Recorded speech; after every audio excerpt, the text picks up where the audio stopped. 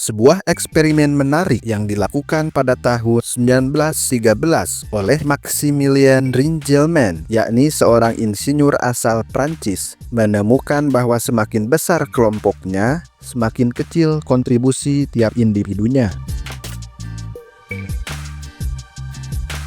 Dalam studi tersebut, orang yang menarik tali tambang secara individu memberikan full 100% kekuatannya. Namun, ketika disatukan menjadi bagian tim atau kelompok, tiap individu hanya menyumbang 49% dari kekuatannya. Fenomena ini dikenal sebagai efek Ringelmann. Tapi kenapa ini bisa terjadi? Apakah ini memengaruhi kehidupan kita sehari-hari? Mari kita bahas secara lebih rinci. Pengertian efek Ringelmann. Efek Ringelmann terjadi ketika seseorang kontribusi pribadinya kurang signifikan dalam sebuah kelompok. Mereka cenderung mengurangi usaha yang dikeluarkan. Istilahnya, biarin aja lah, kan ada yang lain. Yang penting effort minimal tapi reward maksimal. Nah, fenomena ini dikenal sebagai bentuk social loafing atau kemalasan sosial. Fenomena ini sangat umum dalam berbagai situasi, terutama ketika tidak ada pembagian tugas yang jelas, tidak ada penghargaan untuk kontribusi individu. Keberhasilannya hanya dinilai berdasarkan hasil kelompok, bukan usaha pribadinya. Studi modern ini menunjukkan bahwa kemalasan sosial ini bisa terjadi di kantor, ruang kelas, bahkan dalam komunitas sosial maupun online. Contoh nyata efek Ringelmann dalam kehidupan sehari-hari. Kerja tim di tempat kerja. Dalam suatu proyek kelompok di kantor, seringkali ada anggota tim yang hanya ikut nama tanpa memberikan kontribusi yang nyata. Mereka merasa tugas sudah ditangani oleh anggota lain sehingga tidak perlu berusaha dengan lebih keras. Toh ketika proyek mengalami kegagalan, dia tidak akan ketahuan dan disalahkan. Karena ini hasil kerja kelompok, bukan kerja individu. Begitupun ketika proyek itu sukses, dia tidak akan dielu-elukan karena ini keberhasilan kelompok. Dia tidak bisa mengklaim sebagai keberhasilan individu.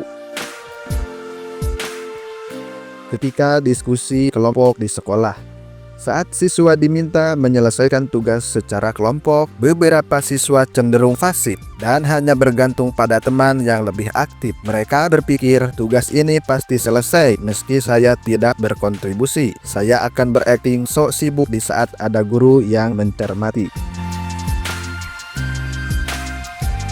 Di saat kegiatan sosial atau sukarelawan.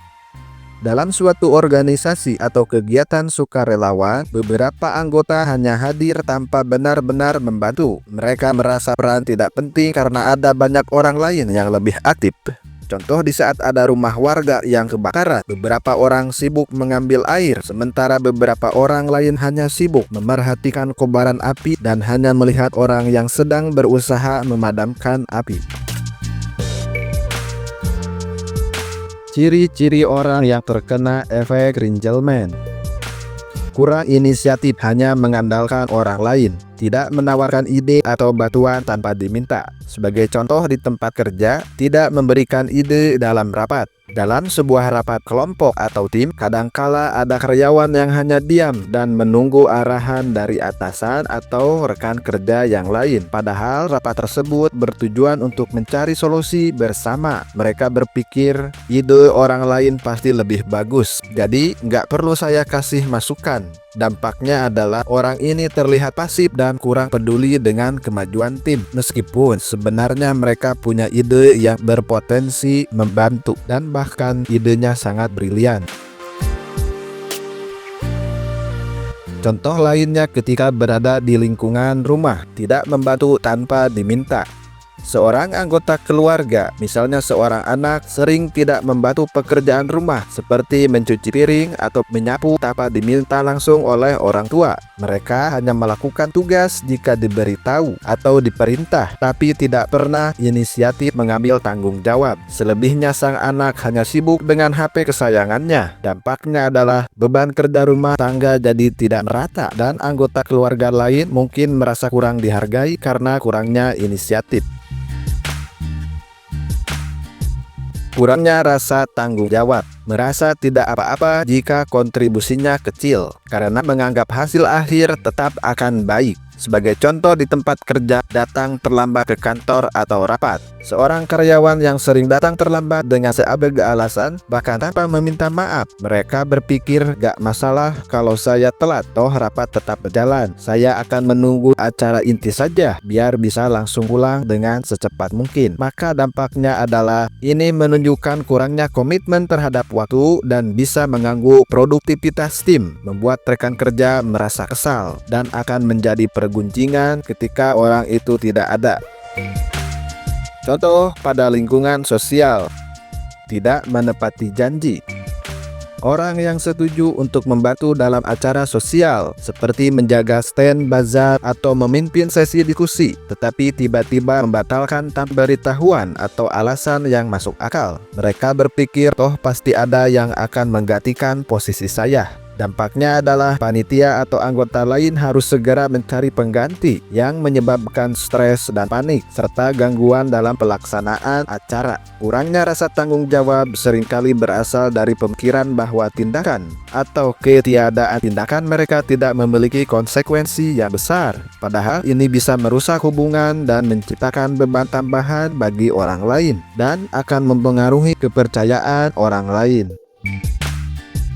Menghindari penilaian individu, lebih suka bersembunyi di balik kerja keras kelompok. Contohnya di tempat kerja, bersembunyi di balik kerja tim. Seorang karyawan yang selalu memilih bekerja dalam tim besar untuk menghindari penilaian secara langsung atas kontribusinya. Mereka cenderung fasih dalam tim dan mengandalkan hasil kolektif untuk menutupi kurangnya kontribusi pribadi. Misalnya ketika proyek selesai, mereka tidak ingin presentasi atau laporan dibuat atas nama mereka sendiri, melainkan lebih suka menyebutnya sebagai hasil tim. Dampaknya adalah atasan sulit mengukur kemampuan tiap individu, dan mereka bisa dianggap tidak memiliki inisiatif atau tanggung jawab secara personal. Contoh lain, di lingkungan sekolah, tidak mau menjawab pertanyaan di kelas. Siswa yang menghindari menjawab pertanyaan dari guru, meskipun tahu jawabannya karena takut salah atau merasa malu jika dinilai secara langsung. Mereka sering berpikir, jika jawabanku salah, nanti semua teman-teman akan menertawakanku. Maka dampaknya adalah guru akan kesulitan menilai pemahaman siswa, dan peluang untuk belajar dari kesalahan pun akan raib. Contoh lainnya dalam lingkungan sosial, tidak mau mengambil peran sebagai pemimpin. Seseorang yang menghindari posisi sebagai pemimpin dalam acara atau sebuah organisasi karena tidak ingin dinilai secara langsung oleh anggota lainnya, mereka lebih suka menjadi anggota biasa yang bekerja di belakang layar tanpa perhatian khusus. Maka dampaknya adalah peluang untuk berkembang akan hilang, dan orang lain harus mengambil tanggung jawab yang sebenarnya bisa mereka tangani. Menghindari penilaian individu ini biasanya didorong oleh rasa takut, tidak percaya diri, atau tidak mau mengalami kegagalan dan mendapat kritik. Tentunya ini bisa menghambat perkembangan diri dan membuat seseorang terlihat kurang percaya diri dan sulit meningkatkan potensi.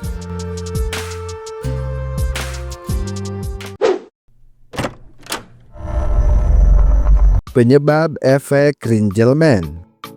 Yang pertama, difusi tanggung jawab.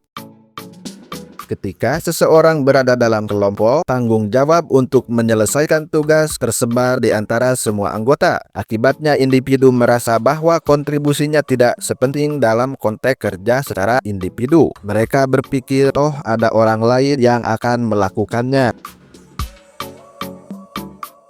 Yang kedua adalah hilangnya akuntabilitas individu. Dalam kelompok besar, seringkali sulit untuk mengukur kontribusi tiap individu secara lebih spesifik. Ketika tidak ada penilaian atau pengakuan terhadap usaha pribadi, individu cenderung menurunkan intensitas kerja mereka karena merasa tidak ada yang memperhatikan dan menilai. Sebagai contoh, anggota tim yang tahu bahwa hasil kelompok dinilai secara keseluruhan, bukan berdasarkan kontribusi masing-masing individu, mungkin menjadi kurang termotivasi untuk bekerja lebih keras lagi. Yang ketiga, kurangnya motivasi intrinsik. Ketika tugas atau proyek kelompok tidak memiliki makna pribadi bagi seseorang, mereka cenderung tidak memiliki dorongan internal untuk berkontribusi secara penuh. Motivasi rendah ini dapat diperparah oleh adanya anggota tim lain yang lebih aktif atau dominan dalam kelompok.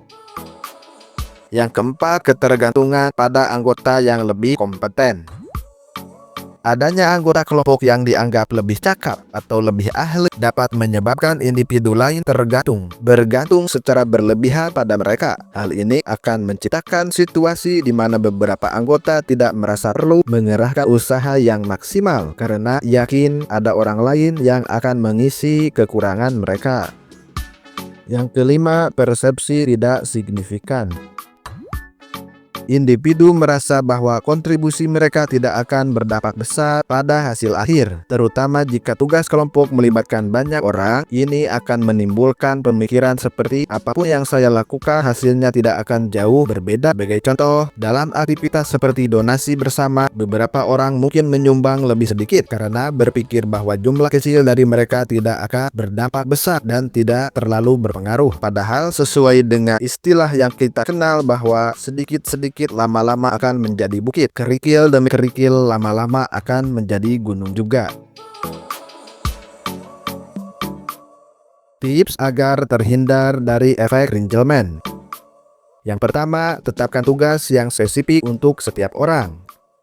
Dalam kelompok, pastikan tiap individu memiliki pembagian tanggung jawab yang jelas. Dengan begitu, setiap individu merasa terlibat langsung dan tidak bisa bersembunyi di balik kerja keras tim. Yang kedua, berikan penghargaan pada kontribusi tiap individu. Tak ada salahnya kita memberikan penghargaan terhadap usaha seseorang. Mengapresiasi usaha seseorang sekecil apapun bisa meningkatkan motivasi bagi mereka untuk berkontribusi lebih banyak dari hati yang terdalam. Yang ketiga, bangun kesadaran akan pentingnya peran individu. Ingatkan pada anggota kelompok bahwa setiap usaha kecil yang mereka berikan bisa berdampak besar pada hasil akhir. Sebagai contoh, tidak mungkin ada angka 1.000.000 bila tidak ada angka 1. Yang keempat, gunakan sistem pemantauan. Buatlah laporan atau evaluasi rutin untuk memantau kontribusi masing-masing anggota berdasarkan pembagian papan tugas yang sudah ditetapkan. Ini akan membantu mengidentifikasi siapa yang kurang berkontribusi dan mendorong mereka lebih aktif lagi.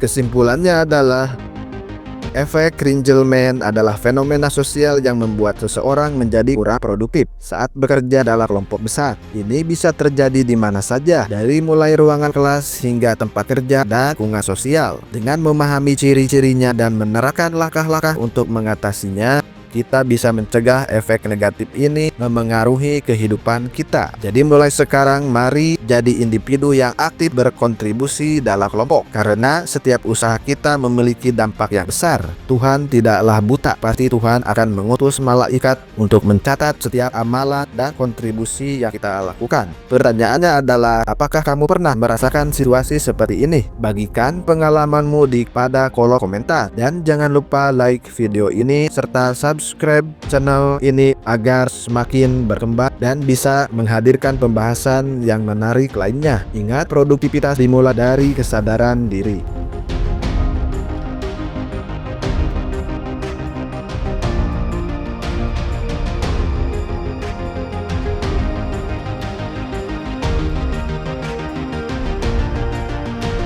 Sekian pembahasan kita kali ini. Jika ada topik yang ingin dibahas, silahkan tulis di kolom komentar. Sampai jumpa di topik dan pembahasan berikutnya.